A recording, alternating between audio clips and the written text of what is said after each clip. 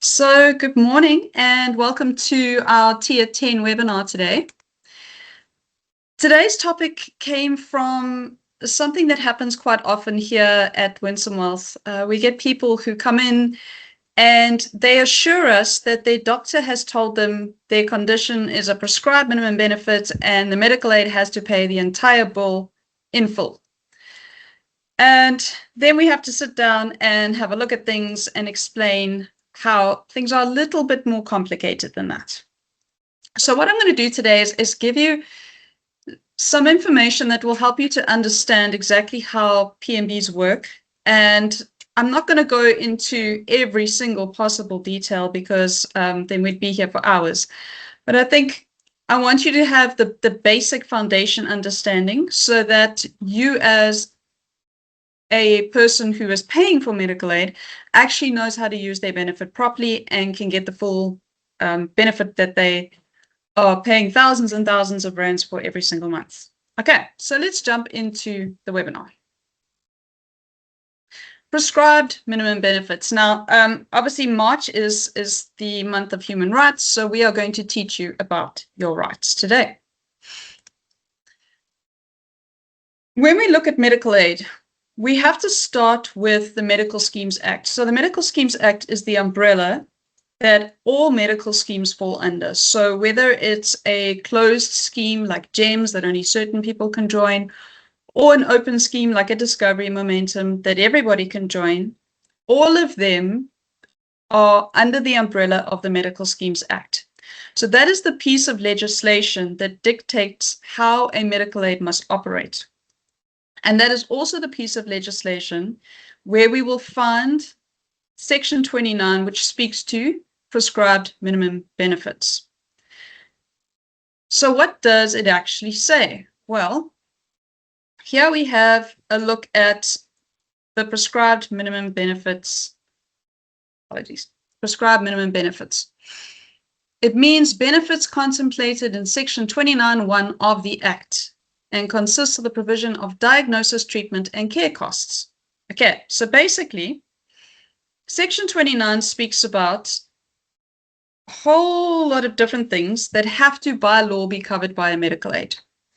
They are listed in Annexure A of the Act. So for anyone who wants to go and have a look at Annexure A of the Act, you can do that. I'm going to actually show you where you can find on the Council for Medical Schemes website, where you can go and find the list of prescribed minimum benefit diagnoses. There are 271 different diagnosis codes that are listed there.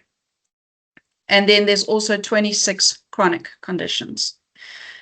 Okay, but the question is, why do we have this thing called prescribed minimum benefits? What is the point of this? Why is it even in the Act? And what we have to understand is that the purpose of this is to create a minimum level of care. So the key word there is minimum. This is the basics. This is what we start with. Anything above this is a bonus, but this is the basics that all medical aid options that fall under the Medical Schemes Act have to cover by law. So it ensures that the medical scheme pays for the things that they're supposed to pay for and that you don't end up having to pay for it. It also creates a certain standardization across all schemes, because if we know that every single option has to cover these things, then it becomes easier for us to start comparing options, because we know, okay, well, this is the basic. What do we get over and above the basic? So if this option is more expensive, what above the minimum level is it actually offering me? Is it worth paying more for? And to some extent, it also helps healthcare professionals, because it gives them a certain confidence that the treatment that they're giving to a member will actually be covered by their medical aid scheme. Having said that, we do experience quite a lot. The healthcare professionals don't quite understand what or how to apply the prescribed minimum benefit laws. So when we go through this today, it's going to give you some sort of basic understanding that you can then obviously carry forward to your doctor and explain to your doctor what sort of things we need to look at to make sure that the treatment will be covered. Okay, so what must be covered? 3 things. Emergencies, 271 diagnosis codes, and 26 chronic conditions. So according to Prescribed Minimum Benefit Law, Section 29 of the Medical Schemes Act, those are the 3 things that have to be covered. Right. Sounds simple enough. But there's a little bit more to it. So let's start with emergencies. How do we define an emergency? Okay, well, the Act defines an emergency as the sudden, unexpected onset of a health condition that requires immediate medical or surgical treatment, where failure to provide that treatment results in serious impairment to bodily functions or even threatens the person's life. But now, what is immediate medical treatment? See, it starts to get a little bit gray and a little bit complicated. So if I give you the example of a case that we fought, a child broke their leg in a sports accident, and they were admitted to hospital, but they only had the surgery the next morning. When the bill came through, there was a co-payment applied to that bill. Now, according to the Medical Schemes Act, you may not apply a co-payment to a prescribed minimum benefit. You have to pay it in full. All prescribed minimum benefits must be paid in full by the medical scheme. So when we said, well, this was an emergency medical condition, the medical scheme said, no, it wasn't, because it wasn't immediate. The surgery was only done the next day. That's not immediate.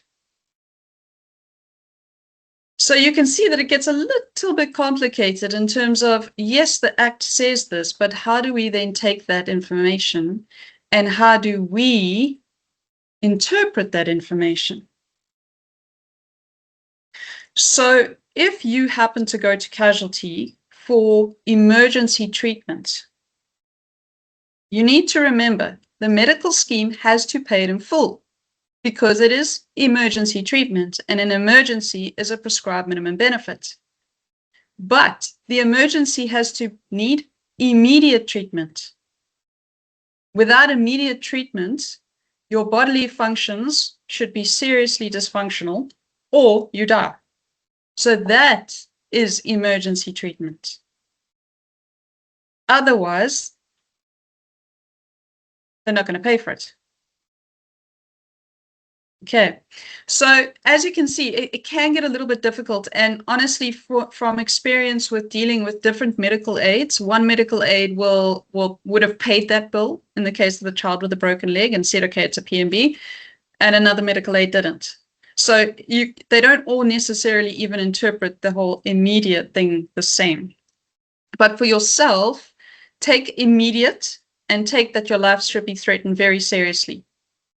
And then have confidence that that should be a PMB. But if you're going to casualty and maybe it doesn't quite meet those conditions, then sort of say to yourself, I'm probably going to end up having to pay this bill. Okay. So that's an emergency. So an emergency, as we can see, you know, it really does come down to how we interpret what an emergency is. But we said that there's 3 things they have to pay according to the Medical Schemes Act. Prescribed minimum benefits include emergencies, 271 diagnosis codes, and 26 chronic conditions. So let's look at the 271 diagnosis codes. All right. So you now want to find out where can I find all these codes because you can't memorize 271 diagnosis codes. Okay, so I'm going to show you the Council for Medical Schemes website where you will be able to go and actually find the resource and be able to see what the list of codes is. Okay. Let's hope it loads a little bit faster than it did yesterday.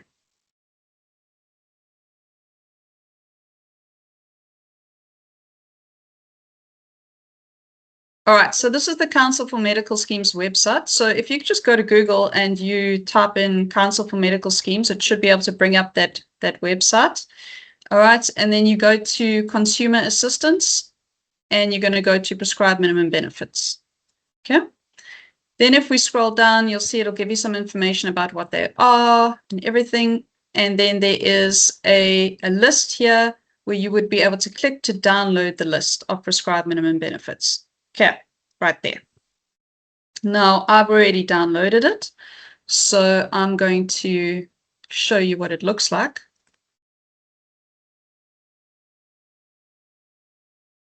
Okay, and this is the list.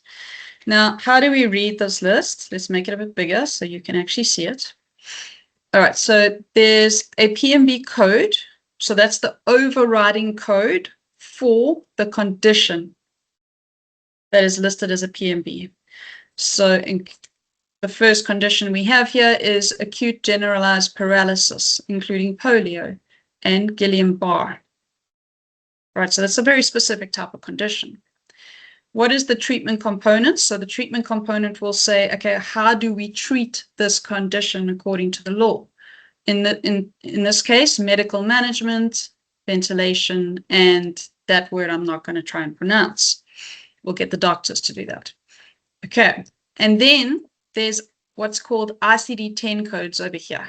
Okay, now these are the ones that we pay attention to because these are the ones that are actually going to be given you by your doctor to say, what condition am I treating? He's going to give you one of these codes. They always have a letter first and then numbers and usually then a dot and another number. Okay. And that will give us a little bit more of a specific description of what the condition is. So they all fall under this acute generalized paralysis, but these ICD-10 codes over here will show us exactly what we're looking at. What type of condition is it? Okay. So now, how do I see that on my medical aid invoice? Here we go. You can see this is a copy of a medical aid invoice. Okay, so it would have all the doctor's information here at the top. I've just taken a screenshot of it. All right. So this person had a consultation. There's two different types of codes. Let me just get my pointer here. This code here, these codes, which are just 4 numbers,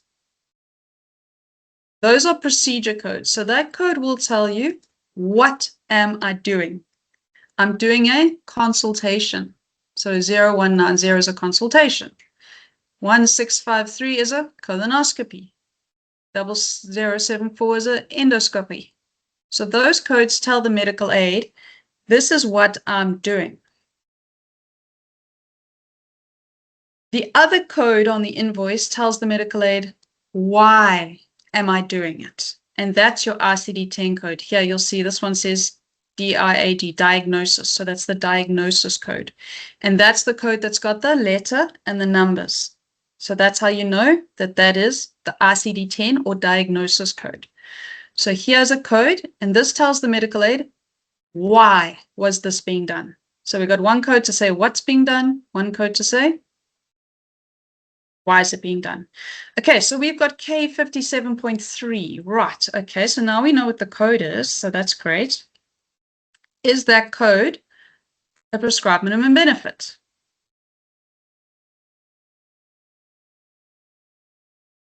Sorry, now I've forgotten what the code was. Let's go back. 57.3, right? We want to go and have a look at that. Make sure you put a point and not a comma. Ah, we found it, look. So it falls under acute diverticulitis of colon, and K57.3 is on our list. It's a PMB. Fantastic news, because what that means is that the medical aid has to pay everything in full. Wrong. That's not what that means. Okay, so now you might be a little bit confused because we just said if 271 diagnosis codes, if your code is on the list, it's a PMB, and PMBs have to be paid in full. And this is kind of where most people stop reading and they go, great, pay up. But it's a bit more complicated than that, because the law doesn't stop on that paragraph.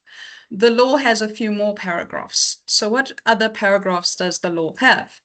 Okay, so here's the bit that we like to read. Subject to the provisions of regulation, any benefit option offered by a medical scheme must pay in full without a copayment the diagnosis, treatment, and care costs of a prescribed minimum benefit condition. Yay. Okay. But there's a couple more paragraphs after that, so we have to keep reading. The first paragraph says, it will only be paid in full if the services are obtained from a designated service provider. Okay. So what does that mean? That means, yes, the PMB, this diagnosis code that you found on the list, that you found on the Council for Medical Schemes website, has to be paid in full, but only if you have used the provider that you're supposed to use. Okay. What else does the law say? It says that if you involuntarily use someone that is not the designated person that the medical aid says you must use, then the medical aid must pay in full. And what is involuntarily? It means that it was an emergency condition, you were going to die. Okay. It means there's no provider within a reasonable proximity to you, or there was no provider of that speciality available through the medical aid. So we have to read these paragraphs to get a full understanding of actually how prescribed minimum benefits work. And if we just simplify it a little bit, okay. So designated service provider rules apply to prescribed minimum benefits. That means, yes, the medical aid has to pay all those diagnosis codes in full, but only if you use the designated service provider, or you didn't have a choice but to use the doctor you used because it was an emergency, or there's no one in a reasonable proximity. And this reasonable proximity thing, again, open to interpretation. Okay, because my reasonable proximity and your reasonable proximity, maybe they're not the same. Yeah, if I have to drive 40 kilometers to see a specialist, maybe I don't mind, but maybe you are not willing to drive more than 10. So now we have an argument with the medical aid, because how do we define reasonable proximity?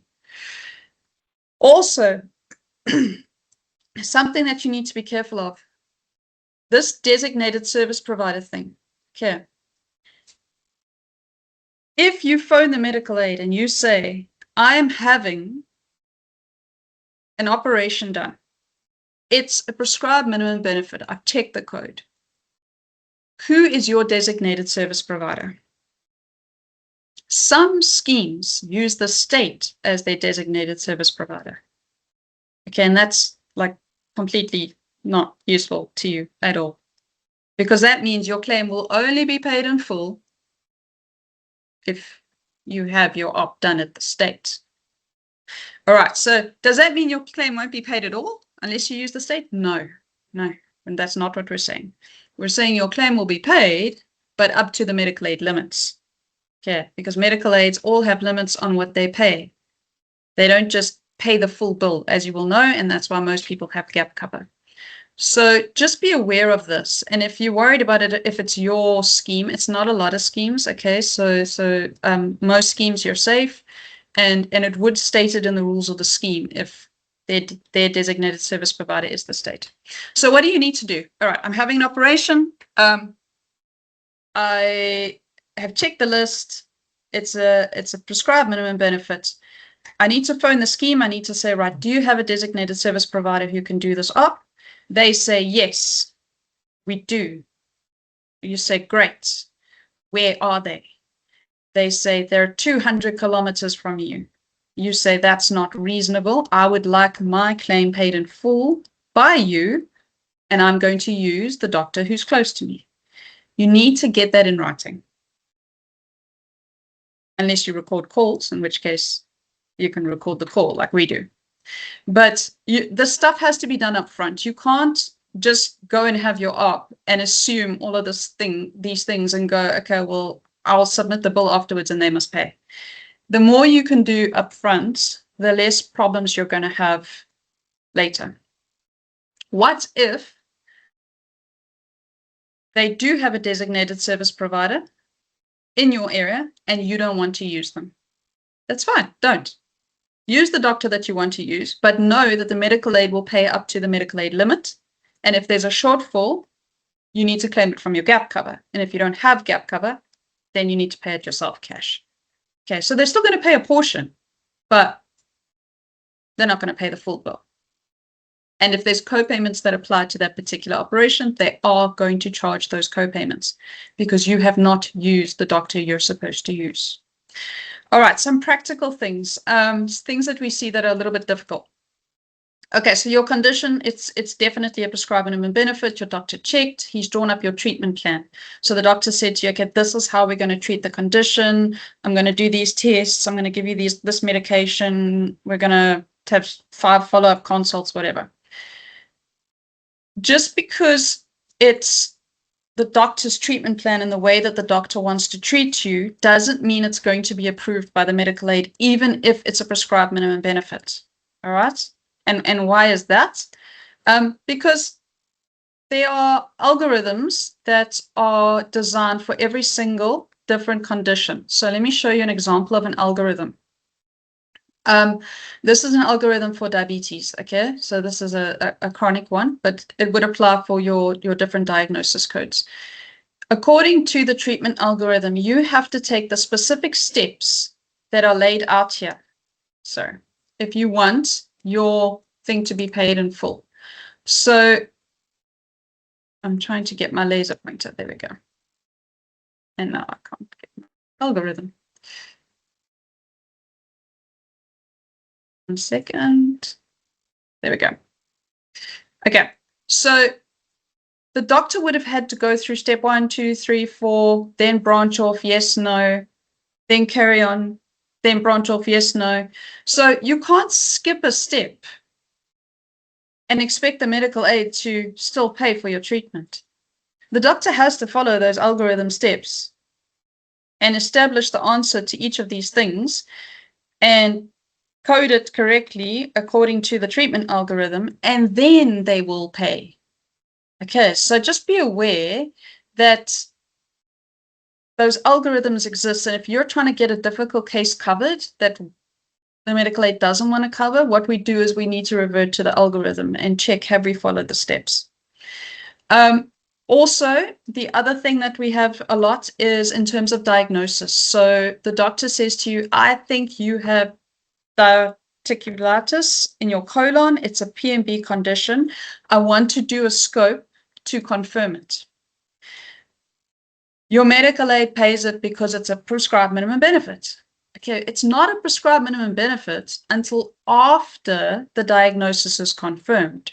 So you're going to have to go have that scope. You're going to have to pay the copayment for the scope. If once the scope is done, the diagnosis is confirmed to say, yes, it's a prescribed minimum benefit, then if you use the right provider for the scope in the first place, we can go back to the medical aid and say, please refund that copayment. But they're not going to waive the copayment up front because the diagnosis hasn't been confirmed. So it's kind of one of those things where it's your risk. You've got to go and have the scope, and if it's confirmed as a prescribed minimum benefit, that's great. Then we can start asking for money back. But if it isn't, well, too bad. And don't forget, you have to use the right doctor in the first place. Okay, so we've done emergencies. We've done 271 diagnosis codes. Let's look at chronic conditions. 26 of them. Here's the list. Not everything you take monthly medication for is a chronic condition. All right. Medical aids have conditions in 2 separate categories, chronic and acute. So chronic are all the things on this list. Acute is everything else that you might take monthly medication for that's not on this list. Medical aids by law have to cover chronic conditions. They do not by law have to cover acute conditions or the other stuff, not on this list. Great. So if my condition is on this list, the medical aid has to pay for everything. Wrong. Okay, again, unfortunately, nothing is that simple. So how do we know if the medical aid has to pay for my chronic condition and my chronic meds? A couple of things to think about. Remember, we spoke about treatment algorithms. All right, so you got to follow the algorithm. You got to follow those steps. You got to do the right tests in the right order. You have to confirm yes, no, then take the next branch of the algorithm to get everything paid for. Each medical aid option has what we call a formulary. A formulary is a list of medication the scheme approves. So if your medication that you're taking is for your chronic condition, which has been approved by the medical aid, it doesn't mean they're going to pay for that medication unless your medication is on the list and approved by the medical aid. So I've got high blood pressure.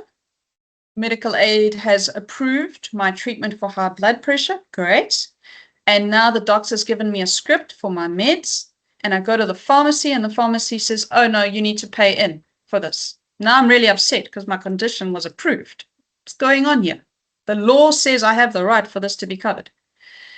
The law says you have the right for the condition to be covered, but according to the medical aid formulary is based on the algorithm. Okay. So every medical aid has a formulary. Some of them you'll be able to find on their websites. Others have like a specific PDF list that they publish every single year, but it has to be on the formulary. Second thing, again, the designated service provider thing, you have to be getting your medication from the right place. And most medical aids do have designated pharmacies for the dispensing of chronic medication. If you decide to use another pharmacy, there is going to be a copay, and you're not going to have your meds covered in full, even if they're on the formulary list. Okay, so you need to know which pharmacy can I use.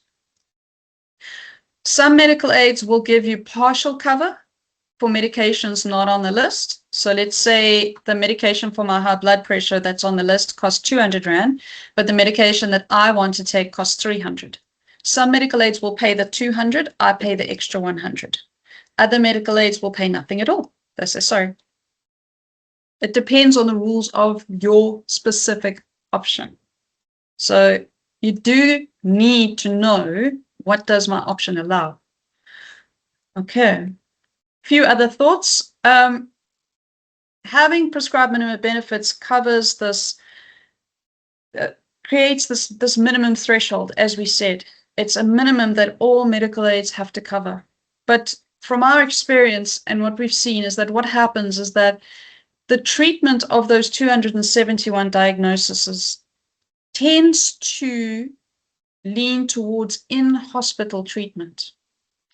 And so you'll find that most medical aid options, because of the design of this law and because of the design of those treatment algorithms, focus on in-hospital treatment of conditions and not day-to-day management of conditions. And the reason for that is just the way that the law is written and the way that the law prescribes treatment to be given to people. So when you get frustrated that the medical aid isn't giving you enough of that day-to-day stuff, a lot of it comes back to, by law, we have to cover this stuff. And anything over and above that is extra. And so that is often why we get that frustration of the lack of day-to-day management and care of these conditions versus hospital care. So what have we learned? Prescribed minimum benefits do offer protection. They do offer you a minimum benefit, but you have to understand the process to use them. If you work within the system, your rights will be protected. If you try and step outside of that system, where you're on a hiding to nothing because everyone's just going to go, sorry, it's not covered. And most care center agents that work in medical aids do not understand the fact that there's an algorithm and that there's formularies and things like that. So they don't offer you that information as to why you're not getting the cover you're getting. So you kind of need to know some of the stuff. If you partner with an intermediary, what's an intermediary? It's people like us. Partner with someone who understands how these things work. You do not pay extra to have an intermediary on your medical aid. It's already built into the fee that you pay. But as we've shown you today, medical aids are fairly complicated when it comes to knowing how to apply the law. And so having an intermediary who actually understands these things and can actually guide you through that process is very useful. And we very much recommend that you make sure that you have somebody on your medical aid who can assist you with that. Okay. And then our little disclaimer, please note that this presentation doesn't constitute advice. Advice for your specific conditions and your specific option would need to be given specifically to you. And we do, of course, invite people to make contact if they would like some advice.